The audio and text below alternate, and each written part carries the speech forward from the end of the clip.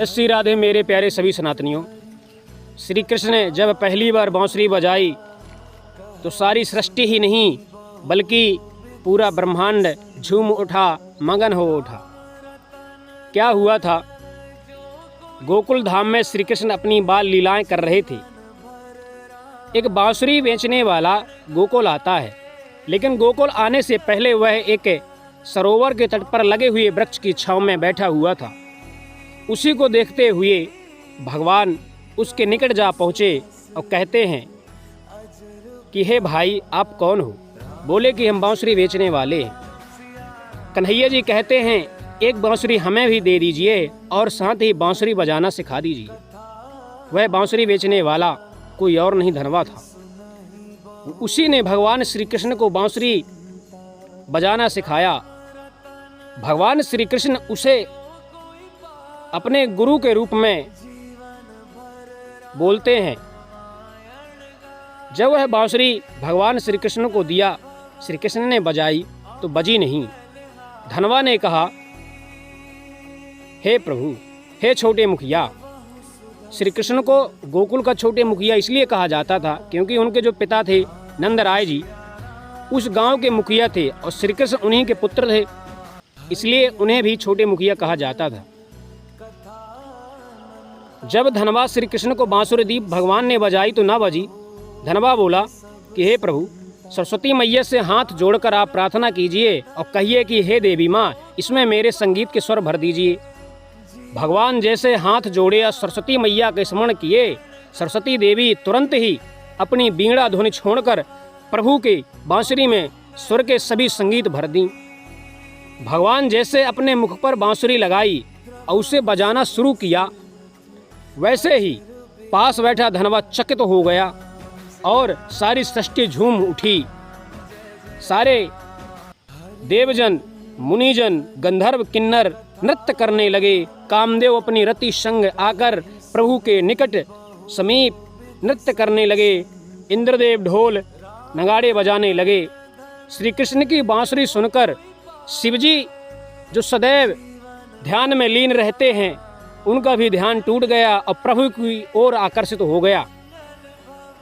ब्रह्मदेव जो सृष्टि के रचनाकार हैं, सृष्टि रचते रचते छोड़कर प्रभु की बांसुरी धुन को सुनने लगे। नागलोक के सभी नागवंशी प्रभु की बांसुरी की मधुरता को सुनने के लिए प्रफुल्लित हो गए। जब श्री कृष्ण बांसुरी बजा रहे थे, तब धनवा देखते देखते मंत्रमुग्ध हो गया और प्रभु के चरणों में गिर गया। कुछ समय बाद भगवान के पिता नंदराय आते हैं और कहते हैं, हे धनवा, यह तुम किसे प्रणाम कर रहे हो, क्यों कर रहे हो? धनवा उठा और कहा, हे मुखिया जी, आपका बालक कोई साधारण बालक नहीं है, यह एक दिव्य बालक है। नंदराय जी बोले, ऐसा क्यों? धनवा बोला कि हे मुखिया जी, मैंने जब इन्हें बांसुरी बजाने को कहा, इनसे ना बजी, लेकिन कहा कि आप सरस्वती मैया का स्मरण कीजिए और फिर बांसुरी बजाइए।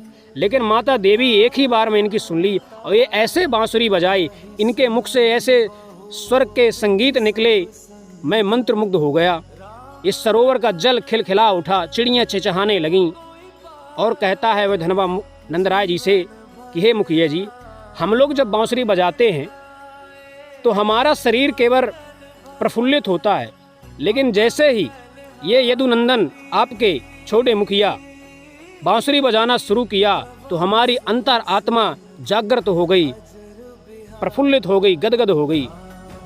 सो हे मुखिया जी, आपका यह बालक कोई देवगढ़ से आया हुआ है, कोई आम बालक नहीं है। श्री कृष्ण से जब नंदराय पूछते हैं कि कन्हैया, क्या तुमने सच में ऐसी बांसुरी बजाई है? तब भगवान श्री कृष्ण कहते हैं, हाँ पिताश्री, मुझे गुरुजी ने बांसुरी दी, मुझे बजाना सिखाया, सो मैंने बजा दी। अब कैसी बजी है ये तो ये ही जानते हैं। देखिए, भगवान श्री कृष्ण प्रथम बार किसी से कुछ सीखे गुरु शब्द से संबोधित करते हैं।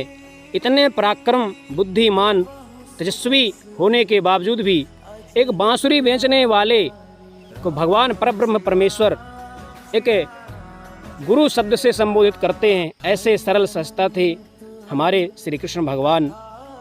जय श्री राधे। आपको बता दें कि श्री कृष्ण भगवान पहली बार बाल अवस्था में एक धनबा नामक बांसुरी बेचने वाले से बांसुरी बजाना सीखा और वैसी बांसुरी बजाई कि आज तक वृंदावन में वह गूंजती है। जय श्री राधे।